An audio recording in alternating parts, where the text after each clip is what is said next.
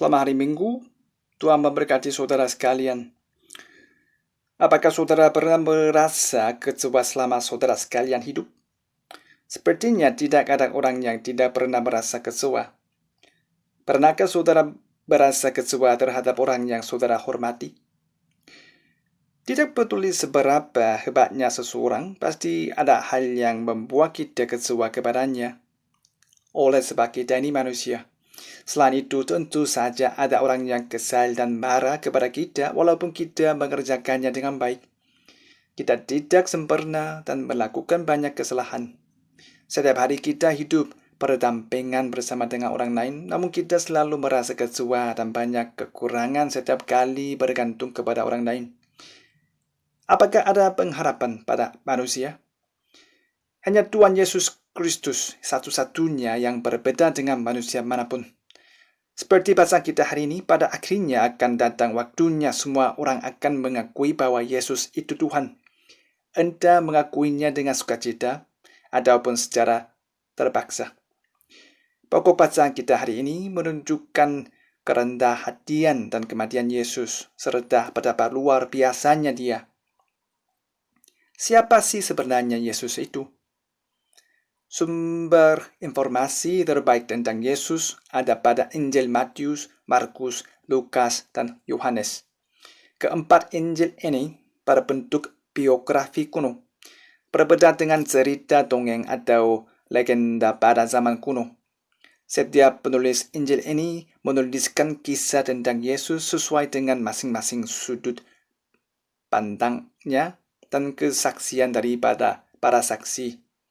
Satu hal yang unik dari keempat Injil ini adalah keempatnya sama-sama tidak mendeskripsikan rupa Yesus.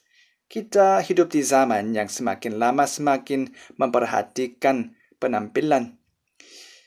Akan tetapi di kitab-kitab Injil ini tertarik pada siapa itu Yesus, bukan pada rupa Yesus. Jadi Yesus itu pribadi yang seperti apa? Yesus adalah pribadi yang memiliki berbagai hal yang istimewa. Yesus memiliki kebesaran, namun di saat yang bersamaan Dia itu rendah hati. Yesus itu paling benar, namun Dia itu penuh dengan belas kasih. Yesus itu lemah lembut, tetapi tidak lemah. Dia itu berani, namun tidak kasar. Yesus memiliki keyakinan yang luar biasa, tetapi siapapun dapat mendekatinya dengan mudah. Yesus itu kuat, namun di saat yang bersamaan Dia memiliki kesensitifan. Dia sangat bersemangat, namun tidak berpikiran sempit. Yesus selalu menekankan kebenaran, tetapi di saat yang bersamaan Dia penuh dengan kasih. Yesus juga makan bersama dengan para pemungut cukai. Para pemungut cukai adalah orang-orang yang mengkhianati negaranya melalui cara bekerja sama dengan Kekaisaran Roma. Melihatnya orang-orang progresif yang berjuang melawan penindasan menjadi geram. Yesus juga menerima perempuan jalang, orang konservatif yang menganut nilai-nilai tradisional mengkritik Yesus. Yesus menyambut orang kusta dengan hangat, bahkan Dia sengaja melakukan kontak fisik dengan mereka.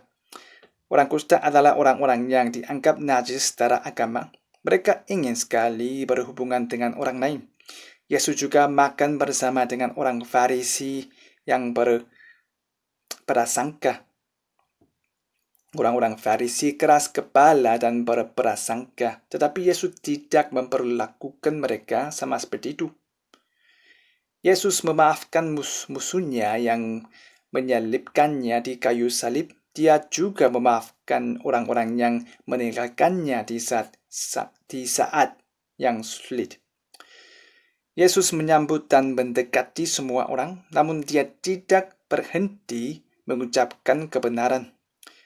Zakheus, seorang pemungut cukai, menjadi manusia baru setelah bertemu dengan Yesus dan berhenti memeras orang untuk membayar pajak.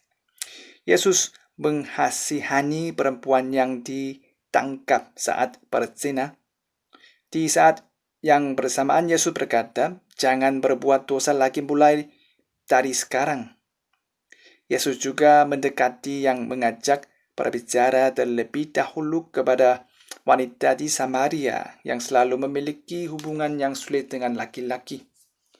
Yesus menunjukkan kesalahannya dengan lembut dan menuntun wanita itu agar mendapatkan kepuasan yang sejati dan hidup kekal. Yesus menunjukkan kebenaran dan kasih secara bersamaan. Yesus bersemangat demi kebenaran. Di saat yang bersamaan dia juga penuh dengan belas kasihan. Dia penuh dengan kasih karunia dan kebenaran. Pada zaman Yesus, para pemuka agama menjauhi pemungut cukai dan perempuan jalan. Para pemuka agama hanya menerima mereka saat mereka bertobat. Namun Yesus melakukan hal yang berlawanan.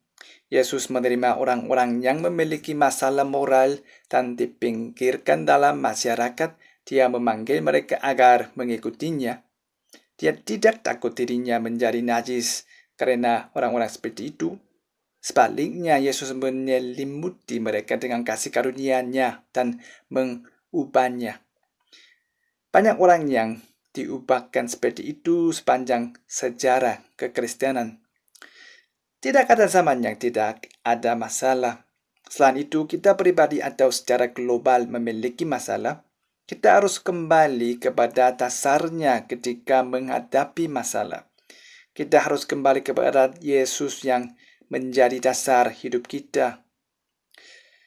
Pujian bahasa Korea nomor 96 berangkumnya dengan sangat baik.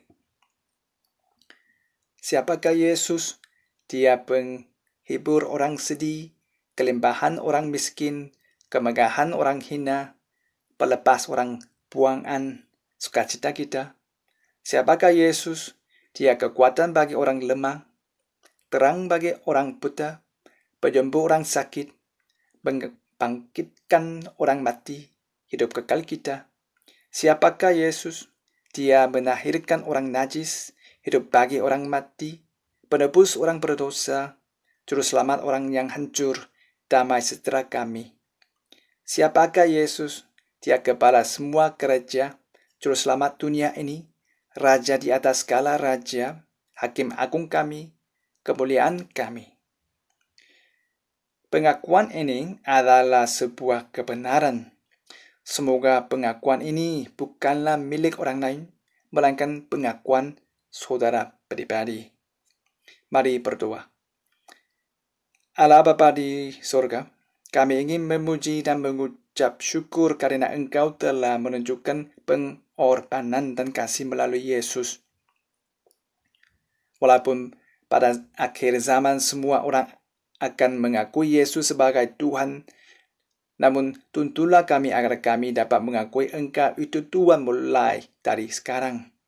Kami memiliki banyak kesulitan sekarang, namun kami percaya kami dapat menanggungnya kalau Engkau memegang tangan kami. Berikanlah kami kasih karunia-Mu agar kami dapat bergantung kepada-Mu saja dan bukan kepada hal lain. Kami berdoa dalam nama Tuhan Yesus Kristus, nama di atas segala nama. Amin.